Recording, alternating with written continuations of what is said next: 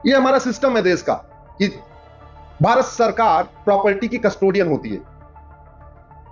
तो जब मुगल चले गए और अंग्रेज चले गए तो मुगलों और अंग्रेजों की जमीन का कस्टोडियन कौन हुआ? लेकिन चाचा ने बोला नहीं नहीं, हम कस्टोडियन नहीं बनेंगे, हम तुम्हारे लिए एक वक्फ बोर्ड बना रहे हैं, एक वक्फ ट्रिब्यूनल बना रहे हैं, तुम खुद ही अपना ले लो 1954 में। और आज जो 10 लाख एकड़ जमीन है वो 1950 में मात्र 50,000 एकड़ थी। जो ज्यादा जमीन बढ़ी है 9.5 लाख एकड़, ये 1950 के बाद बनी है। 1954 में नेहरू जी के वक्फ एक्ट के कारण बढ़ी है, और नेहरू जी के कारण तो जो बढ़ी तो 2.5 लाख एकड़ जमीन बढ़ी थी। जो मेन बढ़ना शुरू हुई है वो 1995 में नरसिम्हा राव वाले कानून से बढ़ना शुरू हुई, और उससे भी खतरनाक तेजी के साथ जो बढ़ना शुरू हुई है वो 2013 में मनमोहन सिंह वाले कानून से बढ़ना शुरू हुई। और वो मनमोहन सिंह जो पाकिस्तान से बनियान और पैजामा पहन के भागे थे, खदेड़ दिया गया था। लेकिन ये पॉलिटिकल बीमारी ऐसी होती है, सत्ता की ऐसी बीमारी होती है, जो व्यक्ति अपना घर मकान दुकान खेत खलिहान छोड़ के भागा, जिसको पता था विभाजन क्या होता है, जिसको पता था कि क्या विभीषिका होती है, वो उसको सत्ता मिलती है तो फिर वो गद्दारी करने लगता है और वह वक्फ जैसा कानून बनाता है। पहला, सारी की सारी प्रॉपर्टी आजाद होते ही किसकी हो गई? दूसरा, वक्फ का मतलब होता है दान। अब दान अपना सामान किया जाता है दूसरों का? जोर से बोलिए जरा।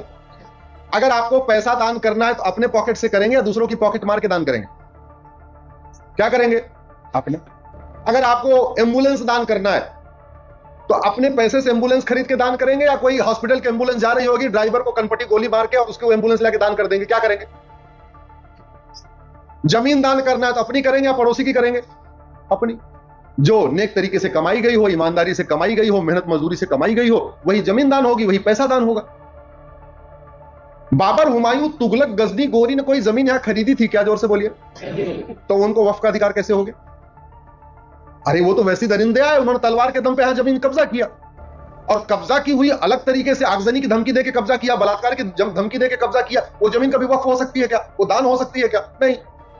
और अगर बाबर, हुमायूं, तुगलक, गजनी, गोरी, अफजल, औरंगजेब को वक्फ का अधिकार नहीं, तो उनके नवाबों को भी वक्फ का अधिकार नहीं, उनके निजामों को भी वक्फ का अधिकार नहीं, उनके नंबरदारों को भी वक्फ का अधिकार नहीं, उनके जागीरदारों को भी वक्फ का अधिकार नहीं, क्योंकि वो तो उनकी सेना थे, उनके लिए काम करते थे, तो उन्होंने 10-10, 20-20 गांव उनको दे दिया था।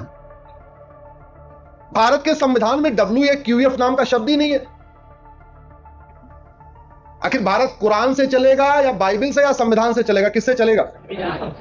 और पाखंडियों की पराकाष्ठा देखिए, जिन्होंने 50 से ज्यादा संविधान विरोधी घटिया कानून बनाया है, आजकल वो संविधान की कॉपी लेके घूम रहे, हम संविधान बचाएंगे।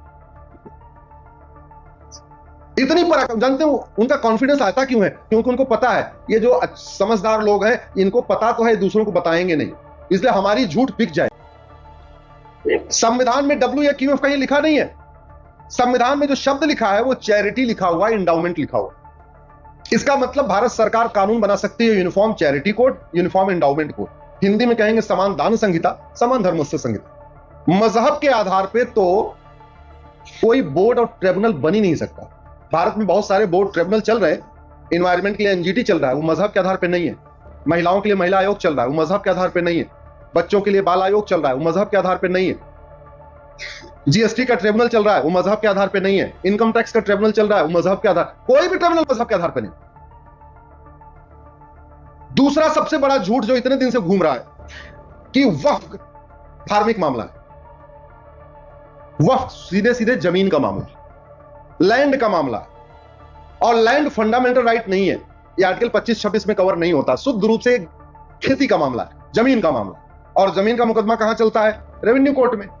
तो सबके जमीन का मुकदमा रेवेन्यू कोर्ट में चलता है, लेकिन एक आदमी का मतलब अमर का मुकदमा रेवेन्यू कोर्ट में, एंथोनी का मुकदमा रेवेन्यू कोर्ट में, लेकिन अकबर का मुकदमा कहां चलेगा?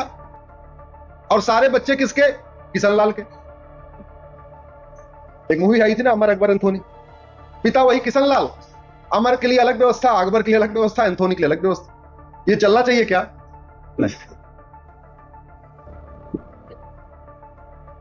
ये घटिया कानून का दुष्परिणाम यह है कि दुनिया के 50 देशों का क्षेत्रफल 10 लाख एकड़ से कम है, और भारत में वक्फ बोर्ड के पास कितना जमीन है? 10 लाख एकड़। 50 देशों का क्षेत्रफल 10 लाख एकड़ से कम है, उससे ज्यादा वक्फ बोर्ड ने कब्जा करके रखा हुआ है। मालदीव का क्षेत्रफल 75,000 एकड़ है, वक्फ बोर्ड के पास कितनी जमीन है? जोर से बोलिए। सिंगापुर का 1,80,000 एकड़ वक्फ बोर्ड के पास कितनी जमीन? इसका मतलब 13 मालदीव बन जाएंगे भारत में वक्फ बोर्ड के और 5 सिंगापुर बन जाएंगे, फिर भी 50,000 एकड़ जमीन बची रहेगी।